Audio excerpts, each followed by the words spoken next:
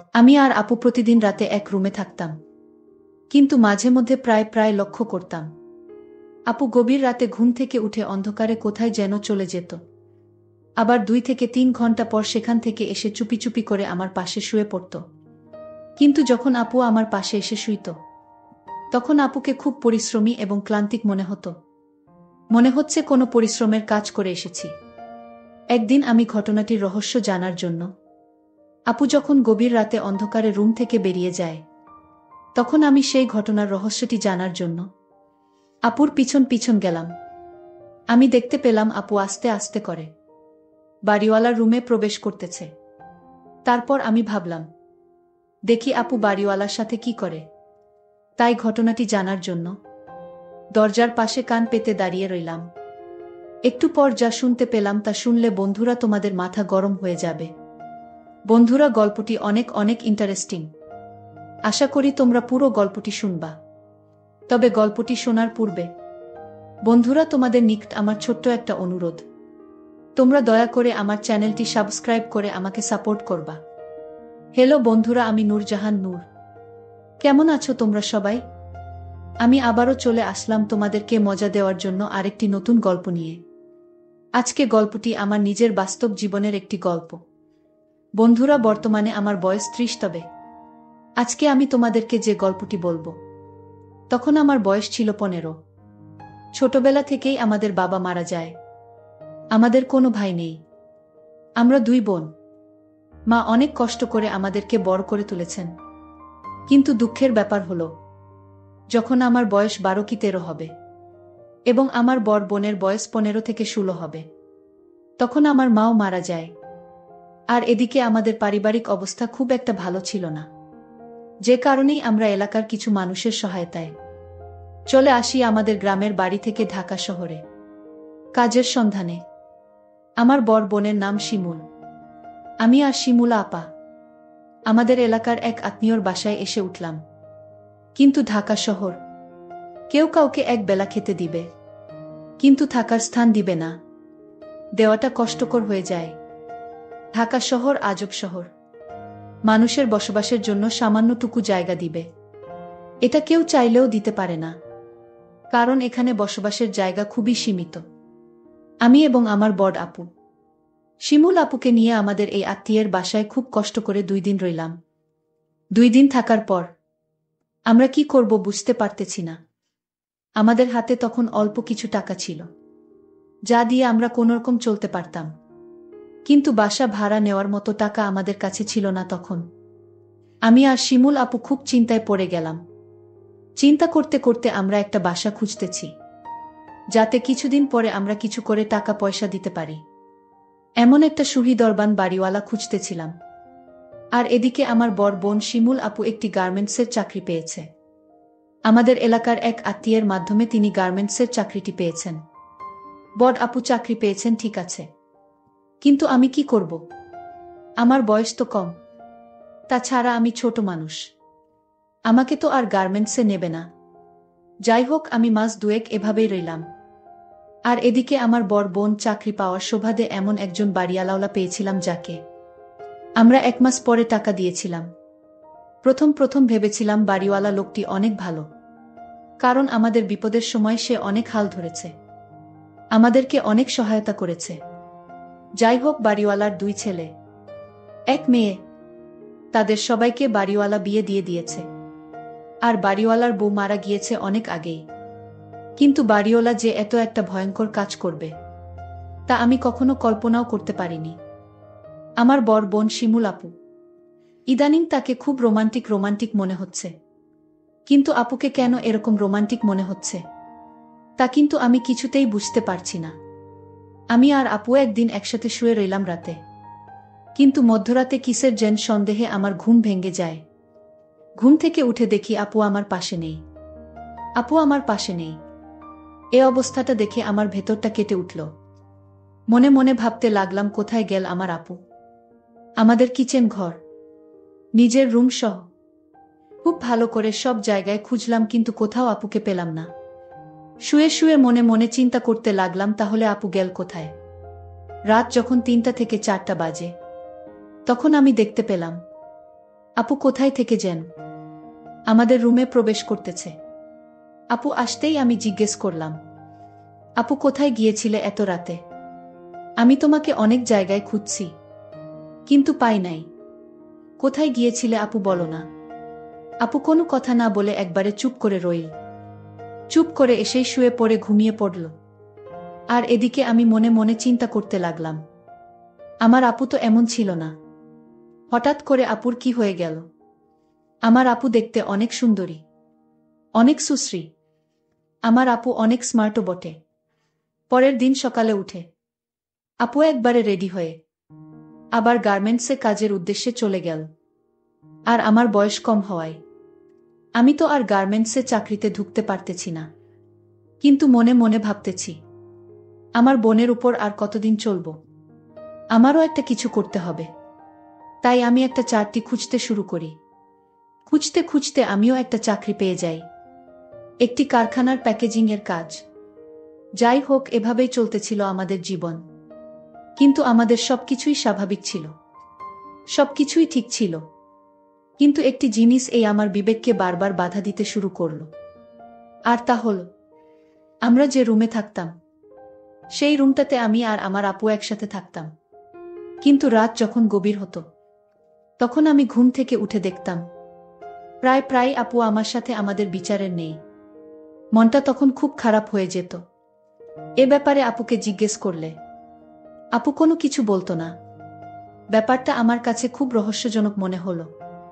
যেখানে আমার নিজের আপন বড় বোন রাতের অন্ধকারে কোথায় যায়? আমি ঘুম থেকে উঠেই দেখি আমার পাশে নেই। একদিন আমি ভাবলাম, আপু কোথায় যায়, কি করে? এই রহস্যটা আমাকে জানতেই হবে। আমি একদিন ভাবলাম যে আজকে সারা রাত ঘুমাবো না, কিন্তু ঘুমের ভান ধরে পড়ে রইব। দেখব আমার বড় আপু কোথায় যায়। রাত যখন 12টা বাজে তখন দেখলাম আপু আস্তে আস্তে উঠে দরজা খুলে কোথায় যেন যাচ্ছে। আমিও চট করে উঠে গেলাম। উঠে আপুর পিছু নিলাম। এমন ভাবে পিছু নিলাম যাতে আপু কোনোভাবেই বুঝতে না পারে যে আমি তার পেছু নিচ্ছি। আমি দেখতে পেলাম আপু আস্তে আস্তে করে আমাদের বিল্ডিংয়ের 4 তলায় গেল। আমি ভাবলাম, আপু 4 তলায় কি করে? এখানে তো বাড়িওয়ালার থাকে, আর বাড়িওয়ালার বাসায় তো কেউ নাই। বাড়িওয়ালা শুধু একলা। ছেলে মেয়ে সবাইকে বিয়ে দিয়েছে। তার বয়স প্রায় 55 থেকে 60-এর মতো হবে। বাড়িওয়ালার বয়স যদিও একটু বেশি, কিন্তু সে দেখতে এখনো অনেক শক্তিশালী পুরুষের মতো। আর তাছাড়াও বাড়িওয়ালা শরীরের প্রতি খুব কেয়ার করে। তাদের কোনো অভাব নাই তো, যে কারণে শরীর স্বাস্থ্যের প্রতি তারা প্রচুর যত্নশীল হয়। আমি দেখতে পেলাম আপু আস্তে আস্তে করে বাড়িওয়ালার যে রুমে থাকে সে রুমে প্রবেশ করে গেল। কিন্তু আমি একটা জিনিস দেখে খুব আতঙ্কিত হয়ে গেলাম। বাড়িওয়ালার রুমের দরজা ভেতর থেকে লাগানো ছিল না। তাহলে কি প্রতিদিন আপু সেখানে যেত? ভাবতেই মনের ভেতরটা ফুপুরে কেঁদে উঠল। আপু সরাসরি বাড়িওয়ালা রুমের ভিতর ঢুকে গেল। ঢুকে গিয়ে আস্তে আস্তে করে দরজাটা ভিতর থেকে লাগিয়ে দিল। আমি খুব সাবধানতার সাথে আস্তে আস্তে বাড়িওয়ালার দরজার সামনে গিয়ে কান পেতে শোনার চেষ্টা করলাম সেখানে কি হচ্ছে। আপু সেখানে কি করে, কি হচ্ছে সেটা জানার জন্য আমি সেখানে কিছুক্ষণ কান পেতে দাঁড়িয়ে রইলাম। কিছুক্ষণ পরেই শুনতে পেলাম সেখান থেকে এক অদ্ভুত ধরনের আওয়াজ আসছে। যে আওয়াজটা শুনে আমার সমস্ত গায়ে শিহরিত হয়ে উঠল। বাড়িওয়ালার সাথে আপুর এরকম অবস্থা দেখে আমার খুব খারাপ লেগেছিল। কিন্তু রুমের ভিতরে কি হচ্ছে? আর এরকম অদ্ভুত আওয়াজ আমি কখনো শুনি নাই। এরকম অদ্ভুত আওয়াজ কেন হয় আমি কিছুতেই বুঝতে পারি নাই। এভাবে প্রায় 10 থেকে 15 দিন আপুকে লক্ষ্য করলাম সেখানে বাড়িওয়ালার রুমে যায়। যাওয়ার সাথে সাথে কি রকম একটা অদ্ভুত আওয়াজ আসে। তারপর একদিন আমি মনে মনে ভাবলাম, আমাকে সেই রহস্য খুঁজে বের করতেই হবে। আপু সেই রুমে গিয়ে কি করে? আর কেনই বা 60 ঊর্ধ্ব একজন বয়স্ক লোকের সাথে আপু কি করে? ঘটনার রহস্যটি জানার জন্য একদিন আমি কৌশলে বাড়িওয়ালার রুমের খাটের নিচে গিয়ে বসে থাকি। আর আপুকে বললাম, আপু আমি আমার এক বান্ধবীর বাসায় বেড়াতে যাচ্ছি। আজকে মনে হয় আমি আর আসতে পারবো না। রাত যখন 11টা বাজে, তখন লক্ষ্য করলাম আমার আপু বাড়িওয়ালার এখানে আসছে। আপু বাড়িওয়ালার এখানে আসতেই বাড়িওয়ালা আপুর সাথে এমন বাজে আচরণ করা শুরু করল, যা দেখে আমার দুচোখ মুছে যাওয়ার মতো অবস্থা হলো। কিছুক্ষণ আমি অপেক্ষা করলাম। অপেক্ষা করার পর আমি আমার নিজেকে আর কন্ট্রোল করতে অসহনীয় হয়ে গিয়েছিলাম। কাঠের নিচ থেকে আমি বেরিয়ে আসলাম। আমাকে দেখে আপু এবং বাড়িওয়ালা দুজনেই চমকে গেল। তারা দুজনেই যেমন চরম লজ্জায় পড়ে গেল। আমি আপুকে বললাম, আপু তুমি আমার বোন হয়ে এই 60 বছরের একটা বড়ুর সাথে তুমি এরকম কাজ করতে তোমার লজ্জা করল না? বাড়িওয়ালা এবং আপু দুজনেই আমার সামনে মাথা নিচু করে রইল। তারপর আমি আপুকে বললাম, আপু কেন তুমি এরকম কাজটা করলে? একটু বলো না আমাকে। দুনিয়াতে কি তোমার ছেলে মানুষের অভাব ছিল, তাই বলে তুমি একটা 60 বছরের বুড়োর সাথে? ছি আপু। আপু কিছুক্ষণ নীরব থেকে আমার প্রশ্নের উত্তর দিতে শুরু করল। আপু আমাকে বলল, বোন নূরজাহান, আমরা যখন খুব অভাবে পড়ে এই শহরে এসেছিলাম, তুই তো তখন খুব ছোট। তখন এই লোকটা আমাকে অনেক হেল্প করেছে, যার প্রতিদান দেওয়ার জন্য আমি প্রতিদিন তার এখানে আসতাম। কিন্তু আসতে আসতে কখন যে কোনো সময় আমি তার প্রেমে পড়ে যাই। আমি তাকে ভালোবেসে ফেলি, তা নিজেও বলতে পারি না। এক পর্যায়ে আমরা বিয়ে করে নেই। বোন, আমরা এখন স্বামী স্ত্রী। কিন্তু এই সমাজকে বুঝতে দেই না। আমার বর বোন শিমুল আপুর কাছ থেকে এরকম ধরনের কথা শুনে আমার কিছুটা খারাপ লেগেছিল। তারপর ভাবলাম, যেহেতু আমার বর বোন তাকে বিয়ে করে নিয়েছে, তাতে তো কোনো সমস্যা নেই। আমি আমার বর বোনকে বললাম, তাহলে লুকিয়ে কেন? তোমরা স্বামী স্ত্রী তা প্রকাশ করো। তোমার স্বামীর বয়স বেশি হয়েছে, তাতে কি হয়েছে? যেহেতু তুমি বিয়ে করেই ফেলেছ, তাহলে এটা প্রকাশ করতে অসুবিধাটা কোথায়? তারপর এক পর্যায়ে আমার বোন এবং বাড়িওয়ালা আমার বোনকে স্বীকৃতি দিয়ে সমাজের কাছে এটা প্রকাশ করল। কিন্তু বাড়িওয়ালার স্বভাব চরিত্র খুব একটা ভালো ছিল না। সে আমার দিকে মাঝে মধ্যে কেমন করে জেনে তাকিয়ে থাকত। আর সবচেয়ে বড় কথা হলো, যখন আমার আপু তাদের বিয়ের কথা প্রকাশ করে, তখন থেকে আমি আপুদের বাসায় থাকি। আর আমার দুলাভাই আমার দিকে প্রায় আর জেগে থাকত। আমাকে লুকিয়ে লুকিয়ে দেখার চেষ্টা করত। আপুর বিয়ে হওয়ার পর আপু গার্মেন্টসের চাকরি করে না। গার্মেন্টসের চাকরি টোটাল ছেড়ে দিয়েছে। আমাকে কোনো কিছু করতে দেয় না। দুলাভাই আমাদের ফ্যামিলির সমস্ত খরচ বহন করে। একদিন যখন আমি ঘুমিয়ে রইলাম, গভীর রাতের লক্ষ্য করলাম কেউ আমার সাথে খারাপ কিছু করার চেষ্টা করছে। প্রথমত আমি ভাবছিলাম সেটা আমি স্বপ্ন দেখছি, কিন্তু যখন বিষয়টি আরো জটিল হতে শুরু করল, তখন আমার ঘুম ভেঙে গেল। আমি অনেক জোরাজুরি করার চেষ্টা করছি ছোটার জন্য, কিন্তু কোনোভাবেই ছুটতে পারছিলাম না। মনে হচ্ছিল যেন আমার উপর ক্ষুধার্ত বাঘের মতো আক্রমণ করেছিল। শেষ পর্যন্ত অনেক পরিশ্রম করে আমি তার কাছ থেকে নিজেকে ছাড়িয়ে নিয়ে আমার রুমের বাতিটি অন করতে দেখলাম সে তো আর কেউ নয়, সে আমার বর বোনের স্বামী, অর্থাৎ আমার দুলাভাই। 60 বছরের ঊর্ধ্বে একটা লোকের যে এত পাওয়ার, এত শক্তি, তা যদি তার সাথে আমি ঘনিষ্ঠ না হতাম, তাহলে কখনো কল্পনাই করতে পারতাম না। অবশেষে আমার দুলাভাই আমার উপর যে অন্যায়, অত্যাচার আর জুলুম করেছিল, প্রথমত ভেবেছিলাম সেটা আমার কিছু হবে না। কিন্তু 2 থেকে 2.5 মাস পর আমি অনুভব করতে পারলাম যে আমি সন্তান সম্ভাবা। বিষয়টি যখন আমি জানতে পারি, তখন আমার খুব খারাপ লেগেছিল। আমি কি করব কিছু খুঁজে পাচ্ছিলাম না। তারপর আপুর কাছে বিষয়টি পরিষ্কার করে খুলে বলি। আপু দুলাভাইকে অনেক বকাবকি করে।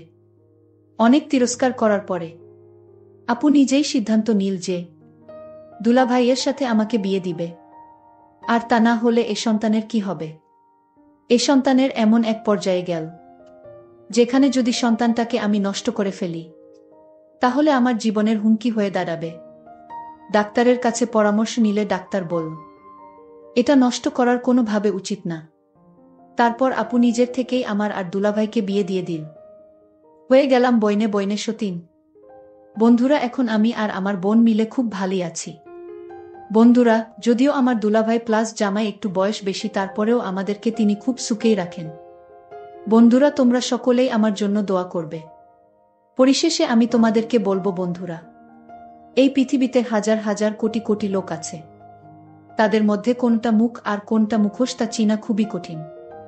আর এমন কিছু ঘটনা এই পৃথিবীতে ঘটে যা সাধারণত স্বাভাবিক কোনো মানুষ মেনে নিতেই খুবই কষ্ট হয়।